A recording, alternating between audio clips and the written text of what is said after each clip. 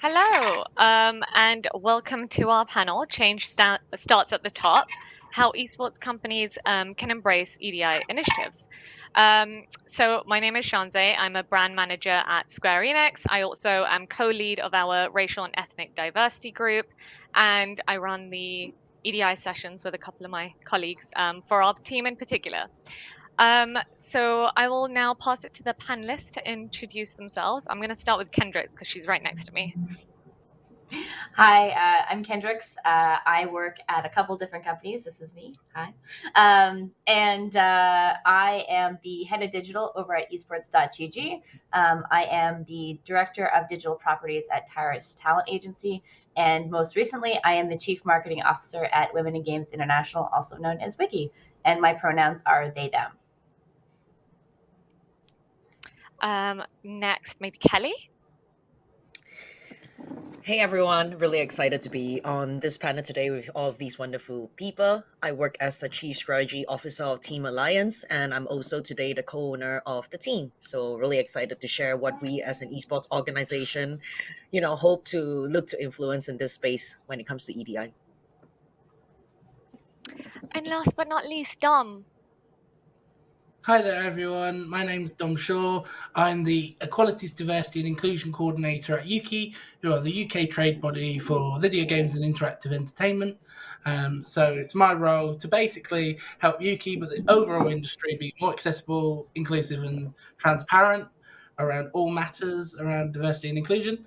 But also, on top of that, I'm an Autistica Play ambassador, so I very much highlight the charity's work, but also try my best to be a role model around neurodiversity and spread awareness and highlight why people should talk more about it and feel comfortable, and hopefully give some advice here and there. And my pronouns are he, him.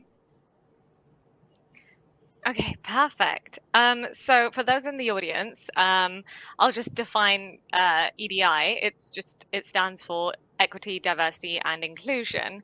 And just jumping right into it, I want to ask this panel, why did you want to participate in this conversation today, and why do you think it's so relevant right now? Oh, I'll pass it to Kelly. Okay, I'm happy to start first. For me personally, I work in when I was growing up, like this is like maybe 15 years ago, video gaming or sports, it was very much a men's industry. So I think starting from when I was 16, I really wanted to become a team owner because I understand that change starts at the top. And there was only one female sports owner at that point of time who, she runs LA Lakers. So going forward into the industry, it was really scary for me. I was one of the one of two women in 1,000-man event and all of that, and I knew for a fact that to excel in a men's industry and to be able to bring more women in, I kind of have to work really hard to go on my way up to be in a leading position so that I can open more opportunities for women. And I'm really excited to share that today with my co-founders of the company, we have been able to, I would say, hire a really diverse team in many key positions in the industry. And I'm excited to speak today because, there is a lack of women in key positions within esports organization. And to tell you the truth, that's because not enough women dare to apply to work in key positions in our industry, even until today, when, in 2K21, it's a lot more accessible to a lot of different people around the world now. But I do for sure see, a lack of, let's say, minorities or women who are applying for positions. And I just want to come on this panel to kind of encourage that a little bit. Thank you. That's great. And I will pass it around the room. Like, I'd love to hear from each of you what it means to you. So, Dom, if you want to go next. Absolutely. The big reason I wanted to be a part of this event, not only being asked, which was a very nice pleasure, but also the work we do isn't just like, for example, a lot of people know UKIE is only supporting publishers and developers, but actually we support the whole ecosystem of video games. And a big reason I wanted to be here today is to highlight to the esports community that the work we're doing around equality, equity, diversity, and inclusion involves them. It needs to involve everyone. People need to feel included, welcomed, and accessible to come to these conversations and have these, these chats and be involved to really see the difference, not only within your own communities, but the wider perspective. So a big reason I wanted to be here is just to kind of put some of the guidance that we've created into the hat and be there to be like, we're here to support and also hear what amazing things are happening within the space as well. Like already hearing from Kelly, and I can't wait to hear from Kendryx about what both of them have been doing and working and what they've already shared already. It's like I've already gone, wow, that's amazing. So yeah, very much a lot of energy, but very much here to be a part of the conversation. Yeah, I mean, Kendryx, WIGI does so much, and you're part of some really cool organizations before as well, right? Like Queer Women in Gaming as well. And yeah, why don't you It's say hard to what you follow want what to Dom say? said. Man, I'm like, how do I follow that? Yeah, I mean, for me, I haven't been in the industry as long as Kelly. I've looked up to Kelly for a very long time, so I'm just happy to be in the same room. But there were so few women when I entered the industry, and so few women even in like top positions like Kelly was talking about. And for a very long time, I just kept pushing the conversation about diversity and trying to include more women in conversations.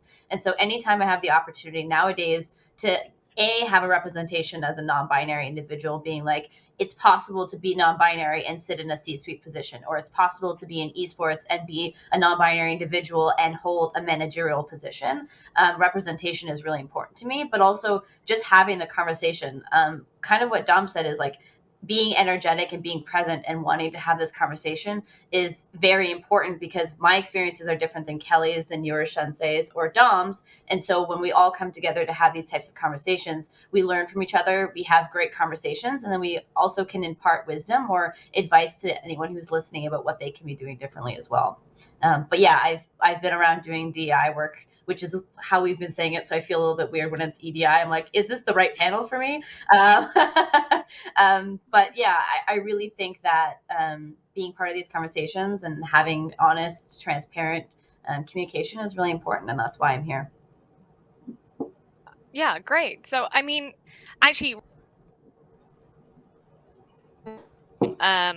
UKIE actually did a games industry census last year, right, which showed that women are less likely to be in higher management positions.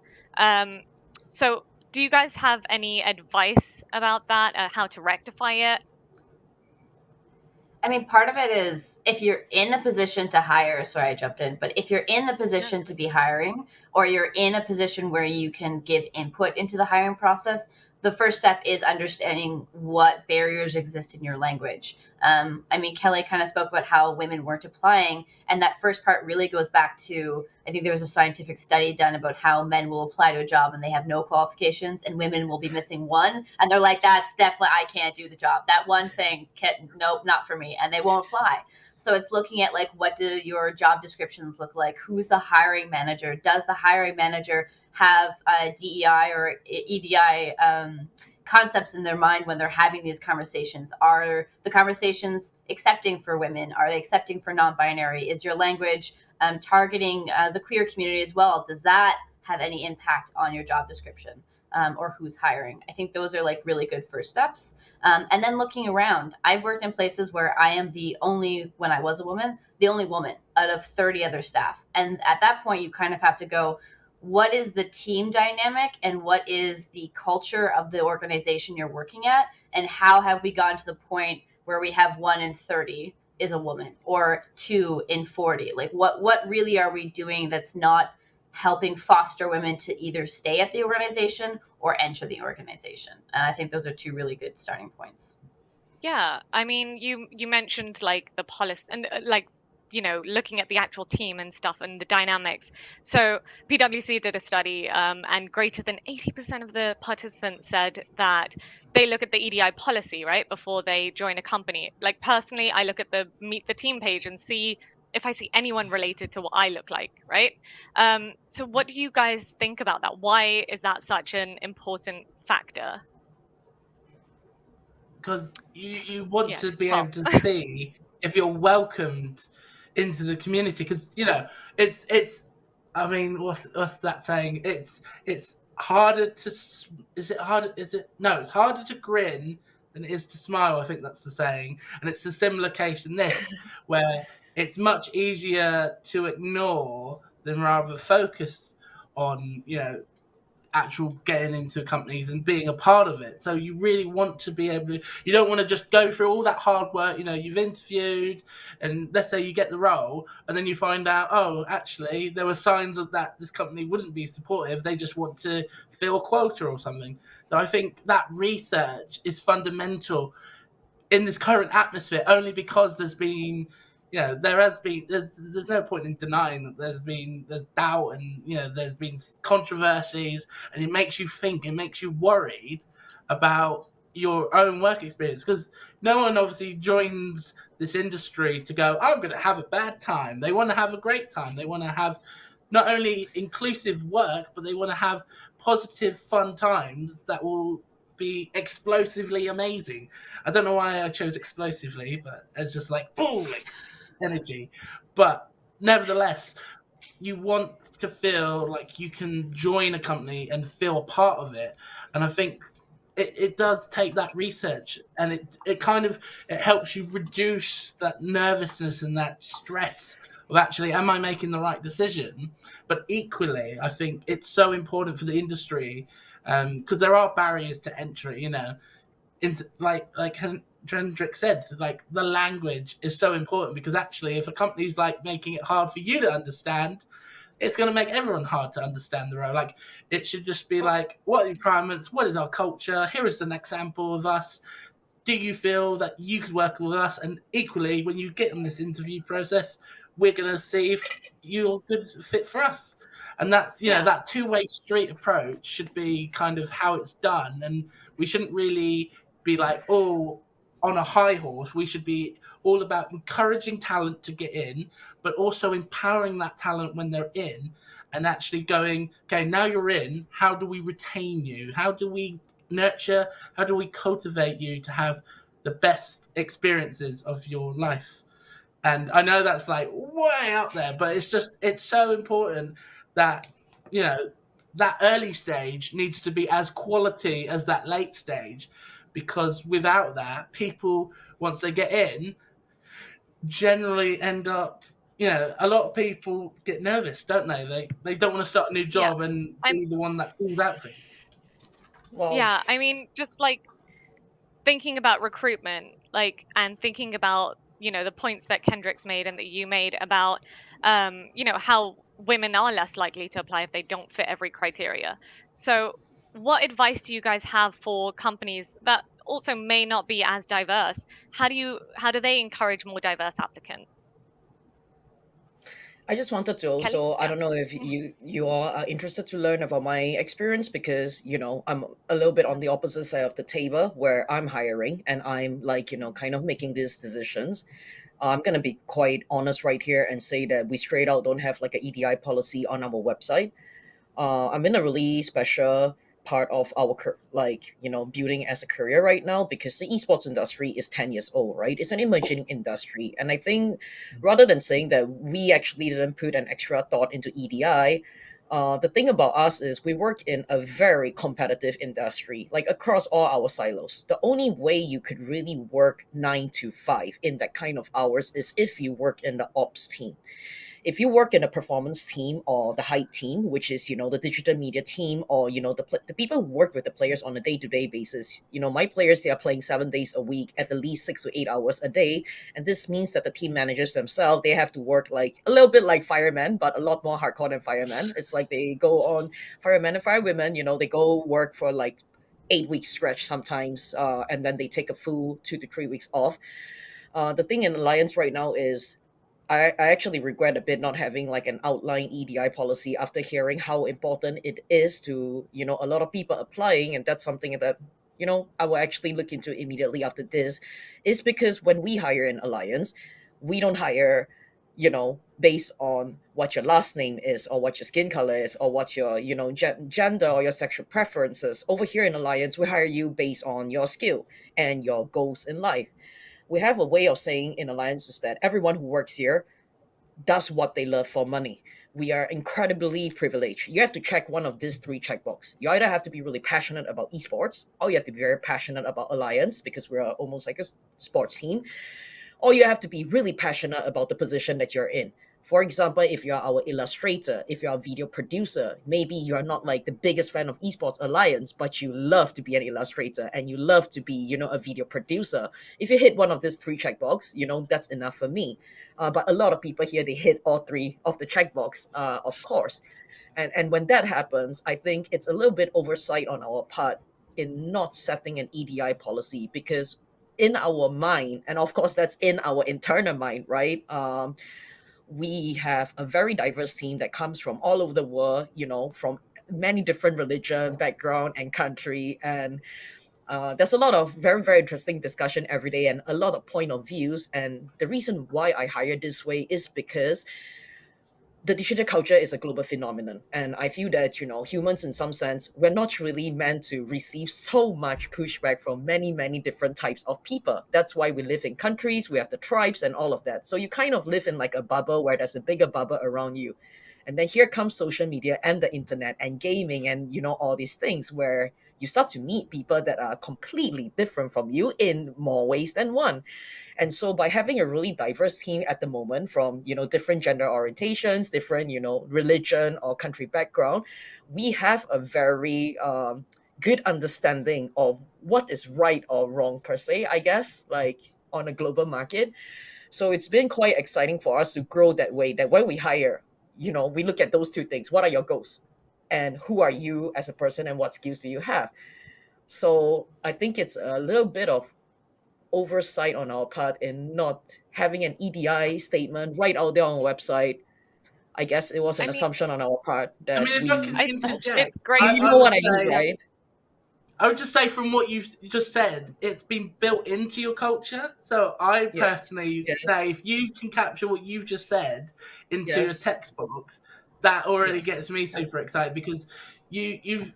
I mean, when we when I think about how companies present themselves, I Mm-mm. never want people to think that they should fit into a box. Like EDI isn't Okay. about culture fit; it's about culture Mm, add. And I've absolutely loved how you've described your culture because it's not about we're going to put people in this box and then lock them up. It's all about building upon all the dynamic characters that you've got in your organization and empowering them. And I especially loved just your aspect of going either being passionate about the job, the company, or the role, and it's like everyone can get involved in that because if they love their role, they're going to push their mhm, hardest for you. But if they love the company, mhm, they're still going to push hard for you. mm, Or if they love the industry, equally. So it's just like mm. it's such. But you've obviously you've had a But I much still better think it's a mastery. lapse on our part because maybe we miss out on applicants, who don't really know our culture as much.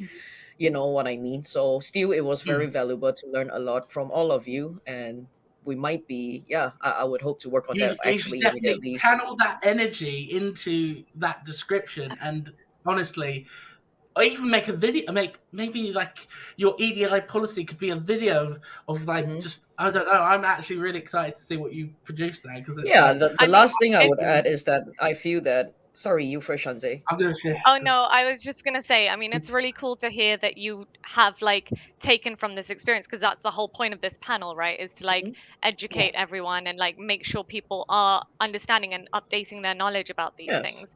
So it's cool to hear you say that you're going to take away from this and be and update an EDI policy. I mean, there Mhm. are a lot of hiring managers who do say we hire the best person for the job. You know, that's like Mm. a general phrase that you hear from HR and Mhm. recruitment a lot of the time. But a lot of the research has suggested, and I'm happy to share links later on, anyone who wants it. Um, has suggested that diverse teams do outperform non-diverse teams. Those are the Yes, facts. I Those are the best 100% believe that. research out there. Yeah. So, Yeah. for the benefit of the audience, what do you guys see as like what are the benefits of having a diverse team? Kendryx? I'll jump in. So Yeah. yeah, so one of the things that I first started in esports was, and this is, I'm not gonna say how long, not as long as Kelly, but a long time, is social teams were constructed of mostly white cis men in socials. So whether it was a team, whether it was an org, whether it was a brand, it was mostly white men who were tweeting and doing the posts. And what you would see is pretty unacceptable stuff being posted, but it was because other people did it, and if it was okay there, no one saw a problem. And so because the teams weren't diverse, nobody saw an issue with stuff except for the community and the people like myself who'd be like, hey, that's don't like that, that's offensive. And they'd be like, oh, well, everyone else does it, so it's fine. And it'd be like, okay, don't like that answer. And so when you don't have diverse teams, when you don't have women, non-binary, trans men or women, when you don't have queer individuals on your teams, no one's spot checking. No one is holding each other accountable, and no one is saying, from my background and from my experiences,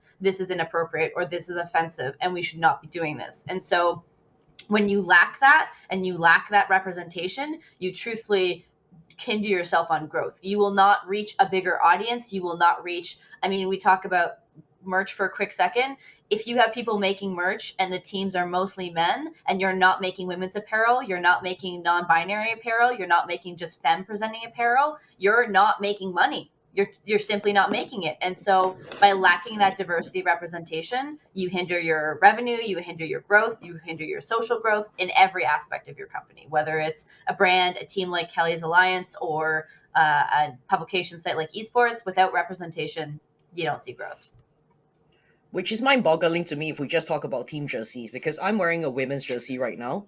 And even if it's like a feminine cut, which we literally had like a 2-hour brainstorm session to ask, is it okay to call it a female jersey or women's jersey, or like what should we name it? Like we have real meetings like that in our company. Yeah. That is like, okay, like we really talk about like, is this an acceptable language? And as you said about social media, I used to run my team social media single-handedly for like 3 to 4 years, and every time before I post a tweet, I would literally ask myself 100 times, and I'm sorry, all social media managers can relate. Like, would anyone be offended by this? Is this accepted, culturally, at all on the internet? Because, we accepted everyone into digital culture. Like, you can be who you are. And that's also why I came and worked in digital culture and the internet. When I was growing up, everybody asked me, why can't you just be normal? Why can't you be normal? Like what? And I couldn't understand what that mean. It was like there was something wrong with me. And then I came on the internet when it came out, and I was like, oh my God, that's, I'm not so weird after all this. I just like to play games. I was just a bit more nerdy when I was a teenager. And every day at school, people would call me like, swear words like, effing nerd and things like that. And I was like, is it really so crazy to like playing computer games?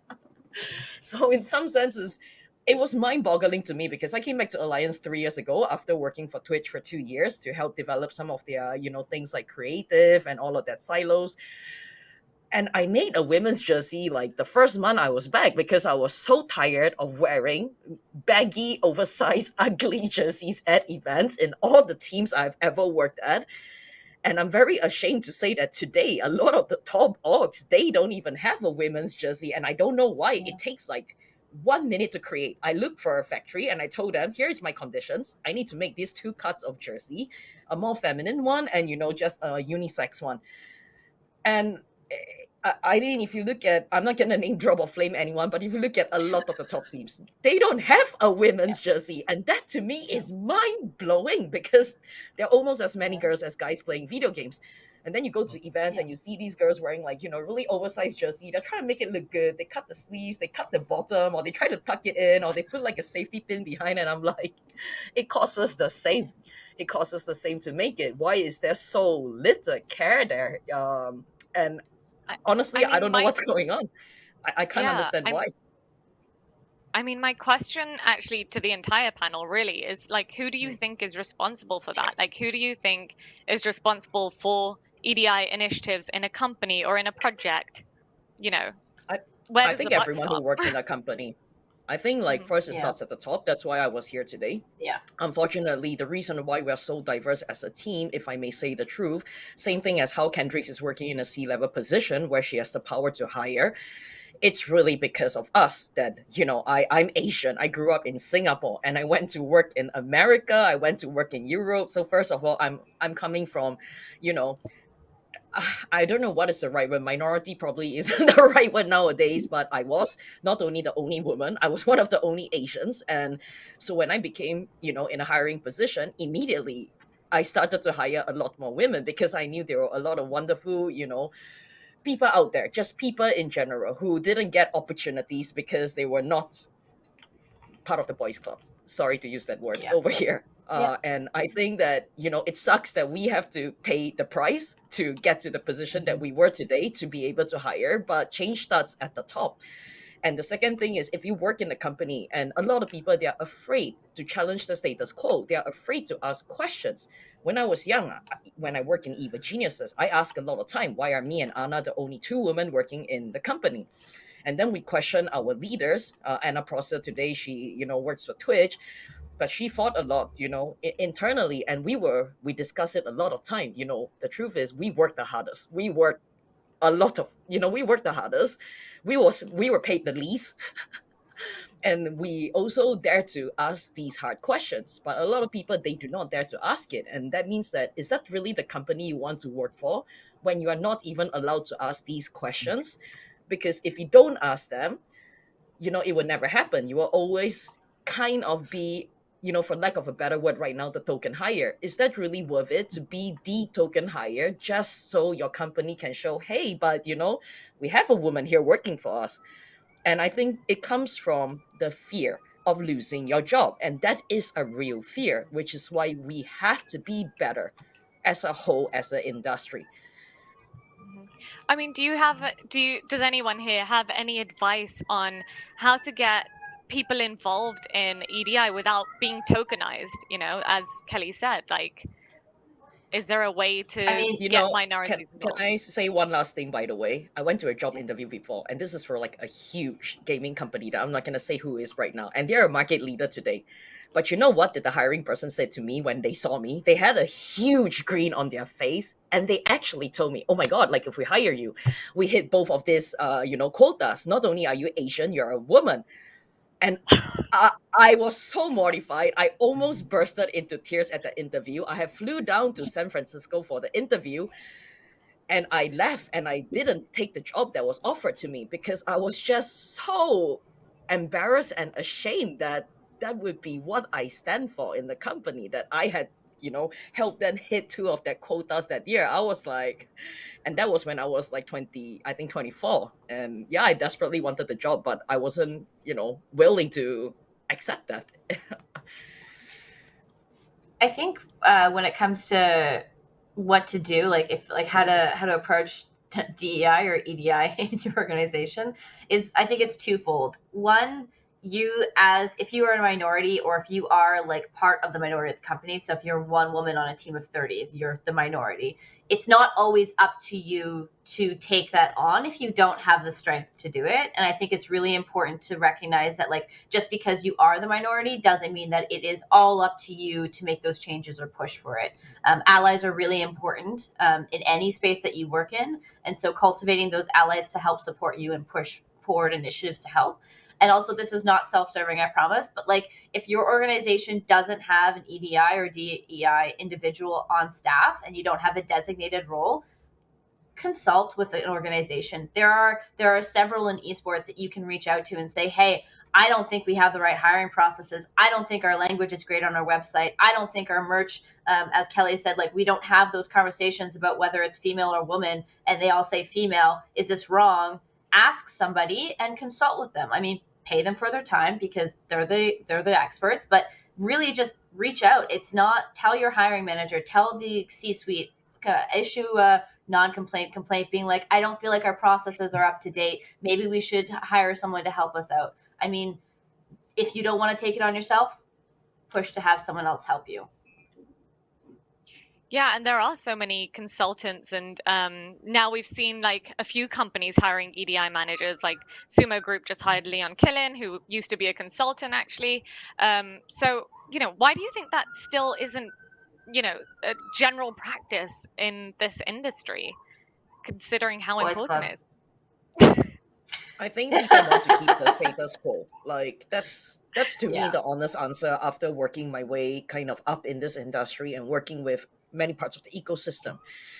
They, for lack of a better words, like, I now I'm gonna use really shitty words to describe this situation. It's like some of them, they're boomers, right? They're afraid that, by having more diversity, it will show that they are not as good as them. Because honestly, a lot of the young people nowadays, they are really brilliant. People like to laugh at millennials as in the workforce and all these things. Because back when I was growing up, it's not really what your company can do for you, it's what you can do for your company. But Yeah. unfortunately, the world has really changed. A lot of companies nowadays, they had to completely readjust their management process. You can never come in and say that you're getting a paycheck, so you have to come to work. Not in this industry that we work in, not at all. And I think a lot of people, they are afraid. I look out to hire a lot of young people. I have people working for me that are like, 21 or fresh out of university. And we value that so much because we got to have a diverse team. But I think people who are afraid of diversity, they have not been exposed to it. That's number one. They seem to think like, oh, because they are gay or because they are like a certain skin color, they are different. But at the end of the day, it's not true. Like they're going to come to work and they're just like any other person in the company. So the number one thing is the lack of exposure. They have some really, effed up thinking in their head that these people, they are different. They come with certain baggages that, all these kind of things. It's not true. And the second thing is it's just fear, like fear to because of the Yeah. unknown. It's a fear. It's an unknown to them. They don't want to spend time educating themselves. I'm at the point of time where when people try to talk to me on such topics and they are very obtuse, I'm actually really offended. It's like when we talk about esports and someone is still try being really obtuse about it. The truth is they don't want to learn. If you go on the internet for just 30 minutes, you can learn so much. And it's the unwillingness to accept it and unwillingness to learn or have conversations about it that usually pisses me off a lot. It's like you're so lazy that you want to live in your own safe little bubble. Then you want to use words like, oh, we're not allowed to joke about things anymore. It's like, no, the truth is we don't allow people to be assholes anymore, the way you could be. And welcome to digital culture. You are in our world now, and in our world we accept everyone. So deal with it. Otherwise, you know what, leave. We don't need you in gaming, because in gaming what we have given everyone around the world is we accept everyone. It doesn't matter what your skin color is, your religion, your culture. We are here because of one reason, because we like to play video games, or we like to make video games, or like anything that does with gaming. This one thing has been enough for all of us all these past 10 years, that gaming connects us. And now when the people with money starts coming in and they start to want to turn it back into like sports or Hollywood, I say no, get out. We don't want to be that way. The reason why gaming is so amazing and why digital culture is so amazing is because we accept everyone.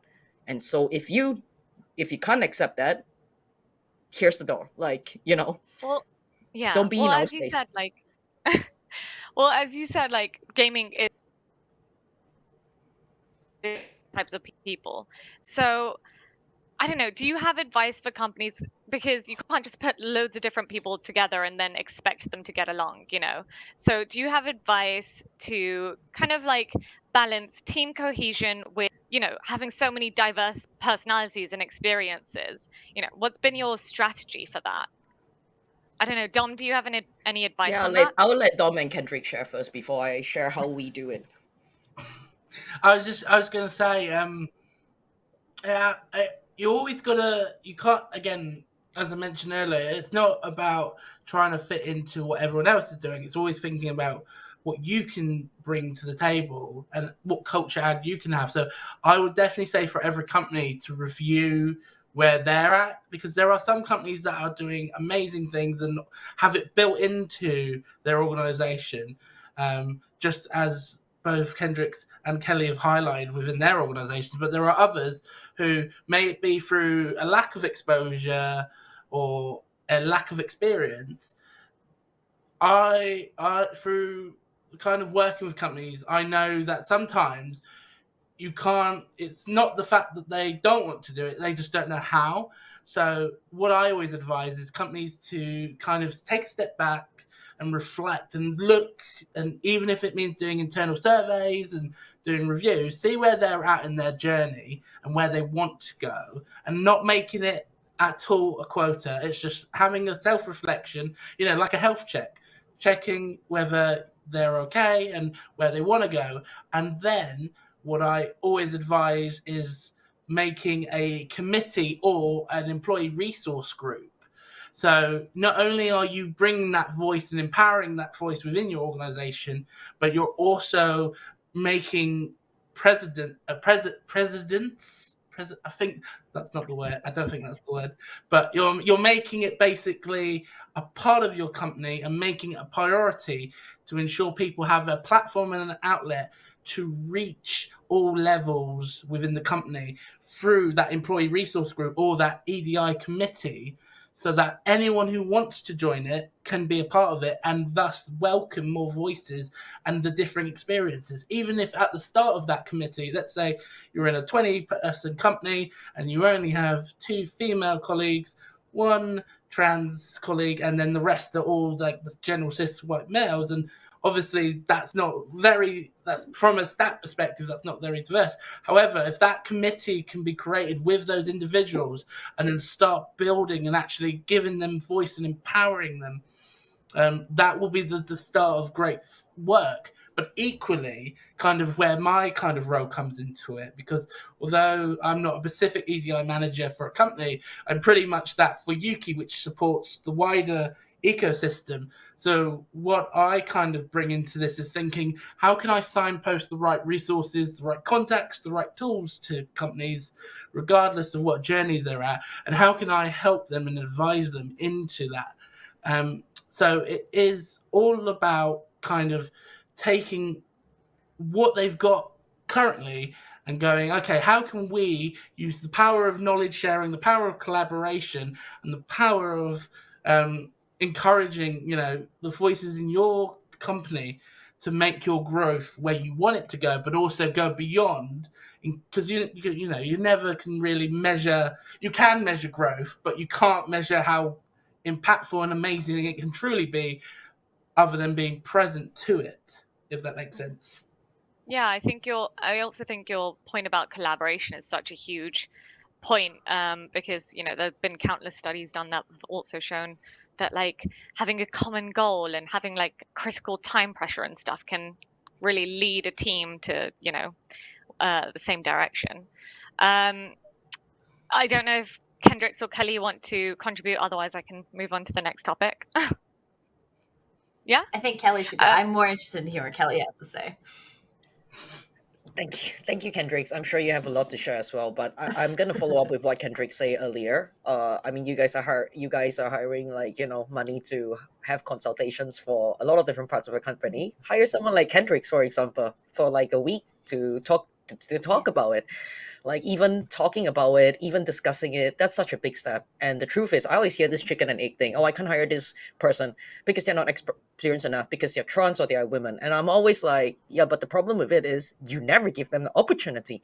And I'm sure it's the same in any other job in the world, right? It's like the chicken and egg thing. You have no experience, you can't be hired, all these kind of things. And this is why, like, we make an effort to hire these people. And I always tell my company, like they need at least a year or 2 to be good.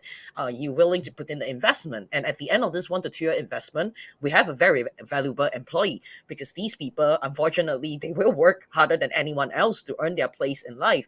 And that's the thing. Like, I think a lot of recruiters, they fear having to give special treatment to these people. That's what I commonly hear from my network. And it's a very honest answer, because they have to do special things for them. That's what they think. But I'm like, I think that's a completely wrong way of looking at it. I think how we should look at these people is that it's a bit like youths, right? They have not get as much opportunities as a working adult. So there need to be a little bit of extra allowance. And that being said, I don't think that is called special treatment. I think that's a very privileged word to use. That if we have to be more sensitive, that if we have to, be able to be diverse as a company, and if you see that as special treatment, then I can only talk about a lot of other things that happens, working in a male dominated company. If we just look at very quickly what's happening in Blizzard right now, that's what happens. You close your eyes too long, you shut your ears too long because you think the problem is going to go away, and you don't fix it. And soon, it becomes something that you cannot fix. So I encourage all companies to take the step now. It's not as scary as you think. And yeah, I guess that's, as I said, hire people like Dom, hire people like Kendryx for consultation. Like, if you really truly don't know, and if you truly care, at least have a conversation about it to start with.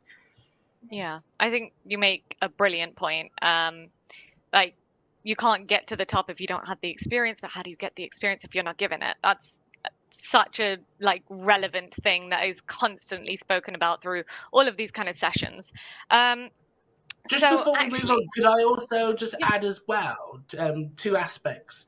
So one aspect is when you're like a legitimate company, like nowadays, at least I obviously don't know in terms of global law, but within the UK, it's by law to do reasonable adjustments for all colleagues, regardless of their background.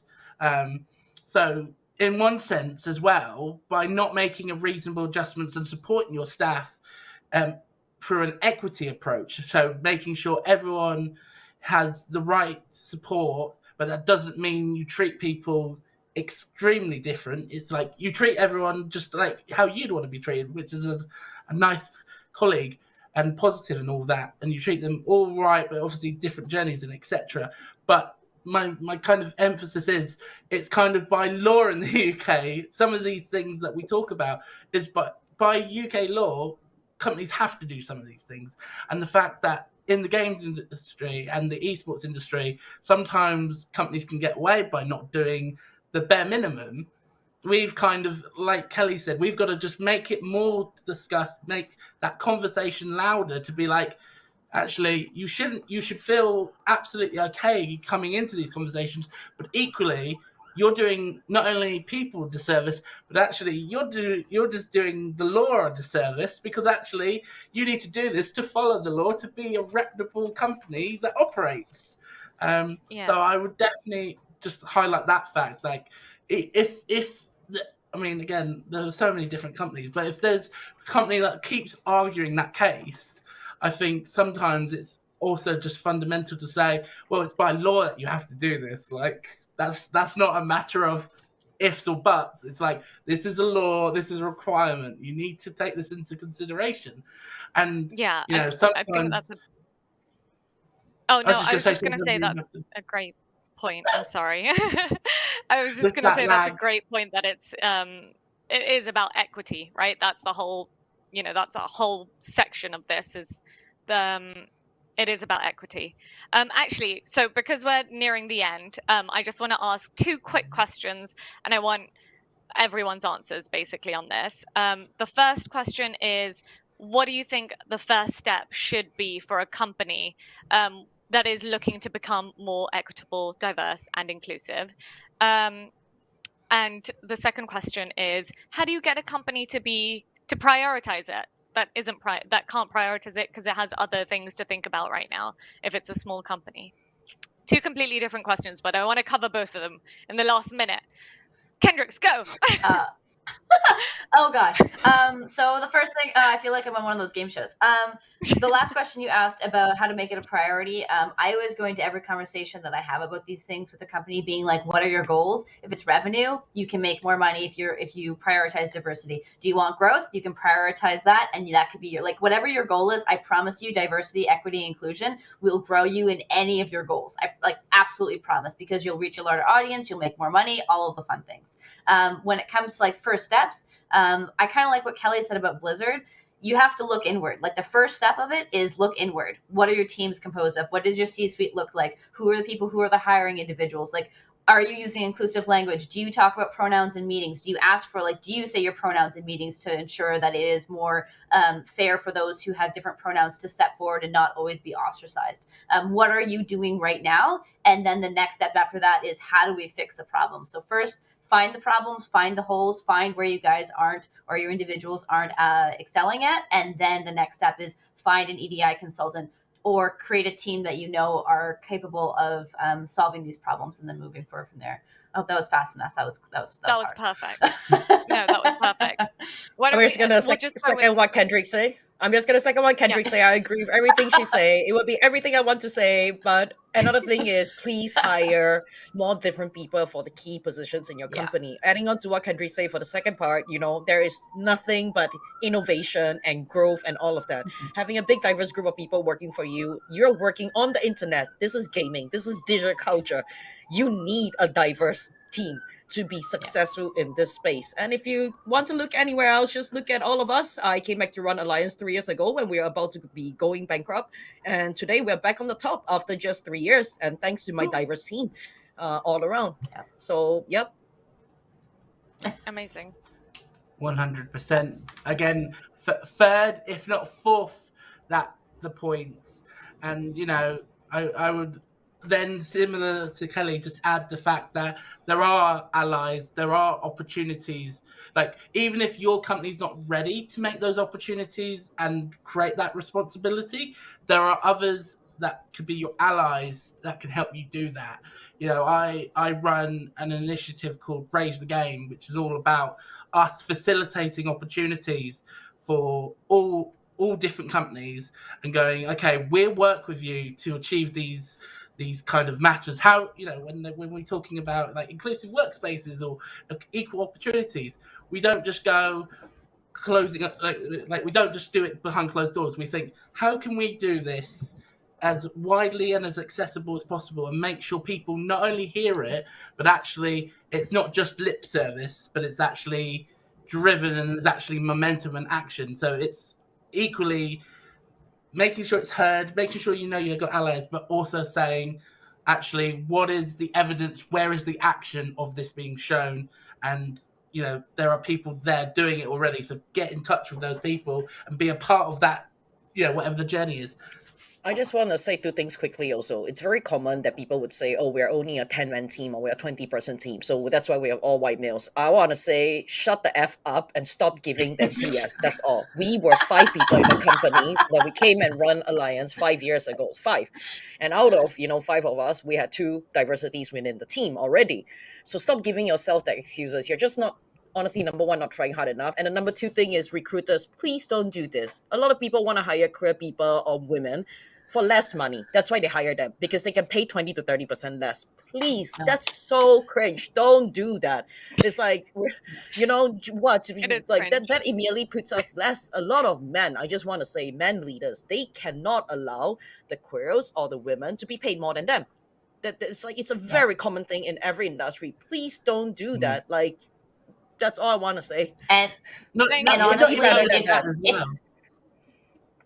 sorry, I was just going to say, and if you think you're not going to get caught by doing that, you most definitely will, because people talk and people talk about salaries, and there is no hiding from that. That's all I'm just going to say on that. Anyway, okay. Back to you. 100% so as well. I think we have to end there because I stole extra time to get those questions in. Thank you so much to our wonderful panelists who are amazing. It was a great panel. Absolutely. Thank you. And a great moderator. Thank you so much. Yes, thank you, Shanzay. Thank you, Shanzay. Thank you, Kendryx. Thank you, Kelly. And thank you, everyone, for watching. I really, I'm going to be absolutely sharing. Yes, call us if you want to do the EDI. All of us here, we're down to talk. But we charge consultation fee, FYI. It's not for free. An impossible version of this. We need to make. If you want to reach me, just call the EDI squad or something. I don't know. I'm not the music designer, but yeah.